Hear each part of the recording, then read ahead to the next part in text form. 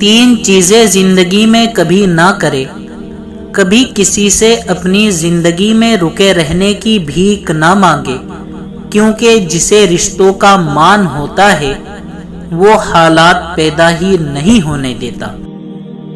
کسی انسان سے بات کرنے کی التجا نہ کرے، کیونکہ جسے احساس ہوگا وہ بنا بات کرے تمہارے حالات جان لے گا۔ کسی کو اپنی طرف متوجہ کرنے کے لیے خود کو رسوا نہ کرے، کیونکہ جس کو آپ کا دکھ چہرے سے نہیں دکھائی دیتا وہ بتائے جانے پر بھی کچھ نہیں کر سکتا۔ عزت نفس اور انا میں وہی فرق ہے جو فخر اور غرور میں ہوتا ہے۔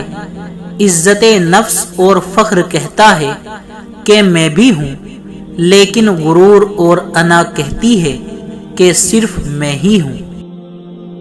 دوسروں کی چھوٹی چھوٹی باتوں کا خیال رکھنے سے بڑی بڑی محبتیں جنم لیتی ہے۔ زیادہ غصہ کرنے والے لوگ دنیاوی آزمائش اور مصیبت میں گھرے رہتے ہیں۔ وہ غلطی دنیا کی سب سے بڑی غلطی ہے جس غلطی کے غلط ہونے کا انسان کو احساس تک نہ ہو۔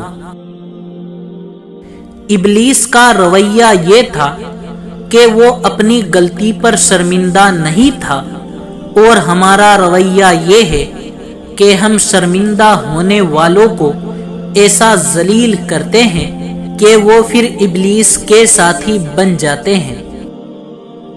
اپنی انا کو کسی ایک شخص کے سامنے ختم کرنے کا نام عشق مجازی ہے، اور اپنی انا کو سب کے سامنے ختم کرنے کا نام عشق حقیقی ہے۔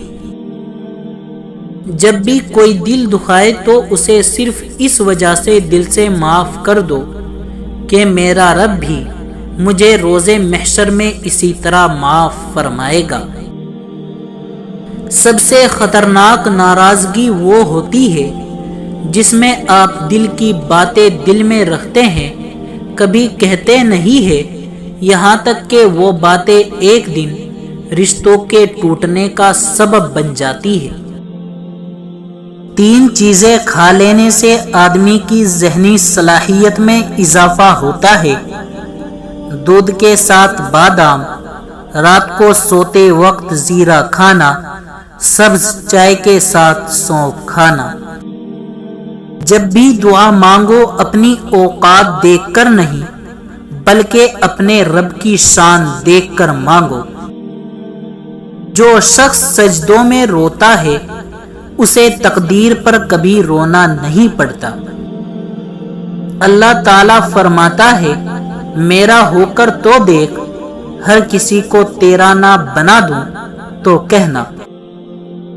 اچھا ساتھی وہ ہے جسے دیکھنا تمہیں خدا کی یاد میں مصروف کر دے، جس کی گفتگو تمہارے علم میں اضافہ کر دے، اور جس کا عمل آخرت کی یاد تازہ کر دے۔